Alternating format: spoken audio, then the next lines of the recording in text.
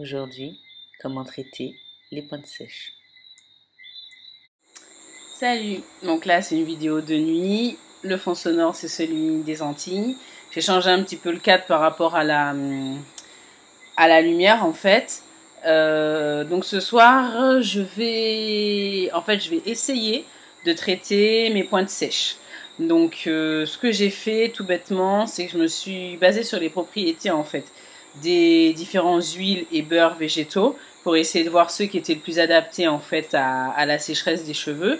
Et je suis restée sur la base du fait que pour hydrater, il faut apporter de l'eau. Et pour que l'hydratation soit maintenue, il faut sceller avec un corps gras.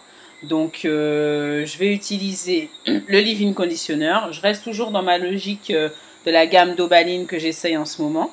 Donc je vais essayer de bien hydrater les pointes sèches. Et ensuite, je vais sceller avec un beurre de cacao que j'ai acheté en Guadeloupe. C'est la gamme Les Jardins de Saint-Sauveur. C'est une gamme naturelle qui fait différents beurres et huiles végétales. Il y a un site en fait sur internet et en l'occurrence moi j'ai pris le beurre de cacao. Je voulais le mélanger initialement en fait avec de l'huile de coco, mais en regardant la composition, j'ai vu que il était déjà en fait mélangé à de l'huile de coco et également avec de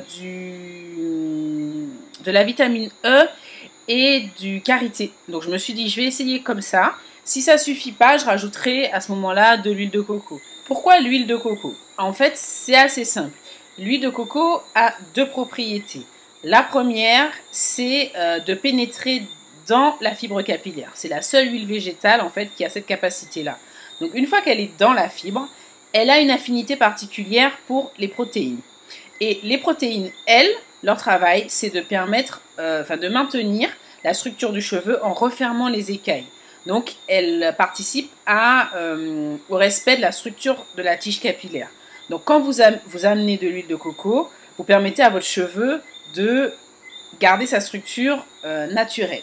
Ensuite, sa deuxième propriété, c'est qu'elle est hydratante. Pourquoi? C'est-à-dire que quand vous mettez en fait de l'eau sur vos cheveux, elle est absorbée, mais au bout d'un moment, elle finit par s'en aller, par s'évaporer, par être éliminée. Quand vous mettez l'huile de coco après avoir hydraté, en fait, elle va comme sceller cette hydratation à l'intérieur du cheveu. Et en plus de cette capacité-là, elle va empêcher, si le cheveu est arrivé à saturation, qu'il y ait à nouveau de l'eau qui rentre. Donc en fait, ça évite l'effet d'éponge où je me gorge d'eau, je m'assèche, je me gorge d'eau, je m'assèche. En fait, ça va permettre d'avoir de l'eau, juste ce qu'il faut, pendant une longue période. Donc elle a deux propriétés. Maintien d'hydratation optimale et respect de la structure de la fibre capillaire. Donc moi, je trouve que c'est une huile qui est géniale, qui est plus adaptée en fait pour les cheveux qui ont tendance à être secs. Ensuite, le beurre de cacao. J'ai choisi d'essayer ça parce que c'est un beurre en fait qu'on trouve aux Antilles.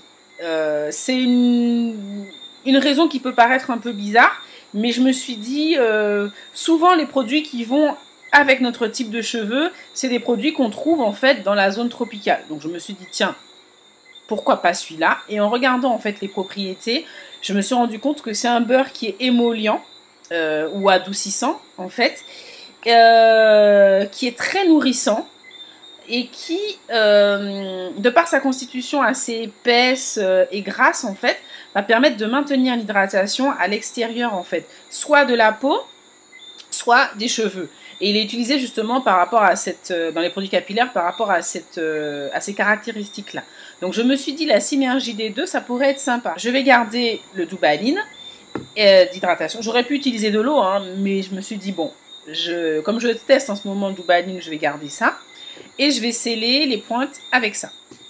Donc là, j'ai mes cheveux, je les ai lavés il y a 2 jours. En fait, ce qui s'est passé, c'est que j'avais mis du gel pour tester un gel du commerce extra fort, etc.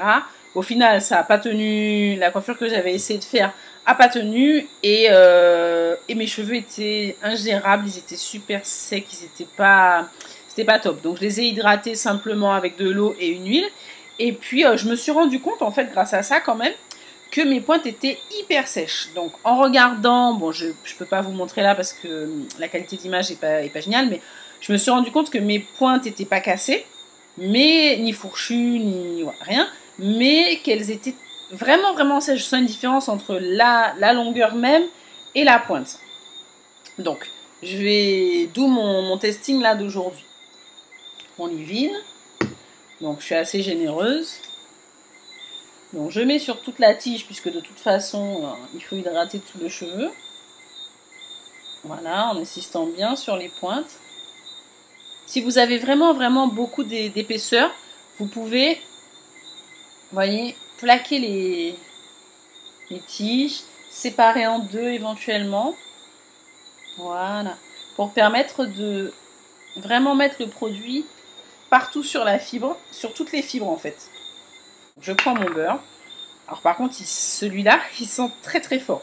J'ai vu sur Aromazone en fait qu'ils en avaient sans odeur en fait. Je pense que pour celles qui pensent utiliser fréquemment, il faut peut-être prendre celui sans odeur parce qu'au bout d'un moment, ça finit par écœurer un peu en fait. Parce que ça sent vraiment très fort le chocolat. Donc voilà, donc je mets en fait, j'applique vraiment sur les longueurs, sur les pointes. Et puis, je fais une natte. Effectivement, je sens déjà que c'est plus doux, en fait. C'est plus facile. Donc là, tout de suite, ils sont... Bon, forcément, ils sont encore un peu mouillés, mais ils sont tout de suite beaucoup plus hydratés, beaucoup plus malléables. Donc rien que par rapport à ça, c'est déjà une bonne chose, parce que ça limite la casse. Ça permet de pouvoir manipuler les cheveux sans créer des brèches ou sans qu'il y ait de tension et de la casse. Donc ça, c'est plutôt bien. Mes cheveux étaient tellement secs que je me suis dit qu'il fallait que je vous montre en fait. Au final, je pense que c'est une bonne chose que j'ai mis ce gel qui m'a permis de faire un shampoing en pleine semaine, etc. Parce que je sais pas si on va voir, je vais essayer de vous montrer. En fait, là, malgré le fait que je les ai hydratés après le shampoing, ils sont vraiment super secs. Là, à démêler, vous voyez, ça accroche vraiment beaucoup. Et bon, je vais pas le faire beaucoup parce que ça casse les cheveux, mais ça accroche quoi. C'est vraiment, et même au toucher, ils sont secs quoi. On dirait presque de la paille. J'aime pas dire ça, mais c'est presque ça. Donc là, c'est vrai que je suis hyper généreuse sur l'hydratation. Ah oui, alors, le leave-in, en fait, c'est une espèce de crème, là, un peu comme une crème qu'on met sur le visage. Et le but, en fait, c'est d'apporter de l'hydratation. Et dans le leave-in, en fait, souvent, il y a de la glycérine végétale qui maintient l'hydratation. Et parfois, en fait, ils mettent des huiles végétales ou des choses comme ça. Donc, en fait, ça remplace un peu... c'est l'équivalent du Vapo, dans lequel on mettrait de l'eau et une huile, en fait. Et moi, mes Vapos, c'est ça. C'est de l'eau, de l'huile et de la glycérine. Donc, je mets mon leave-in. J'essaie vraiment d'en mettre partout, sur toutes les longueurs. Vous voyez déjà, là, ils sont déjà plus malléables, plus brillants, ils renvoient bien la lumière. Et les séparer devient déjà un peu moins... enfin, un peu plus facile, quoi. Voilà. Là, je passe mes doigts, je tire doucement. Et je peux faire mon démêlage au doigt sans trop de soucis. Voilà. Et ensuite, une belle quantité de beurre que je mets sur les extrémités.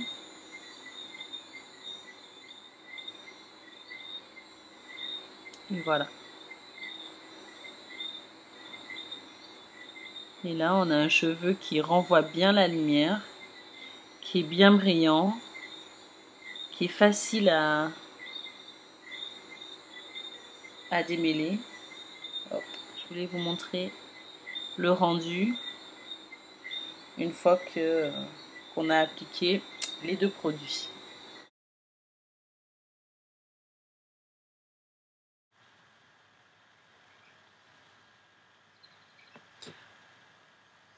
Alors, vous voyez, j'ai les cheveux bien noirs, bien brillants, ils sont bien hydratés.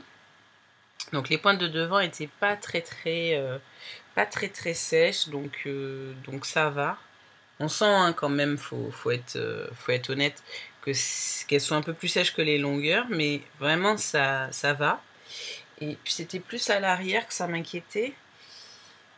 Et à l'arrière, donc, elles sont pareilles en fait. Elles sont un peu plus sèches que les longueurs. Mais je suis assez contente, assez bluffée, parce qu'elles sont bien moins rêches. Donc je vais essayer de faire ça. Je suis contente en fait, ils sont trop brillants, tout beaux. Je vais essayer de faire ça 2 fois par semaine. Pas trop parce que je pense que le beurre de cacao c'est quand même un peu gras. Là vous voyez mes doigts sont un peu gras. Et je veux pas non plus que ce soit trop qu'il soit trop alourdi, etc. Donc je pense que ouais, 2 fois par semaine ça peut être un rythme correct. Et puis je verrai, je vais intégrer ça à ma routine du challenge d'Afrofly. Donc maintenant, pour se coiffer, je suis super contente du rendu. Vraiment, je pense que le cacao va rentrer dans ma routine.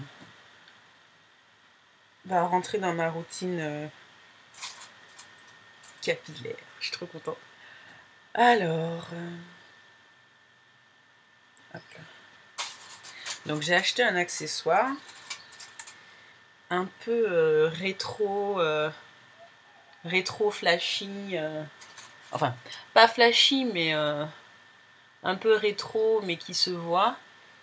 Et donc je vais voir si ça va ce matin. Là, j'ai bien envie que la mèche que j'ai faite se voit un peu.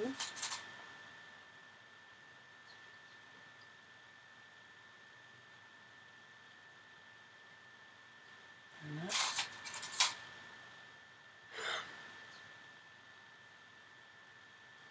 Ah oui, alors un petit conseil.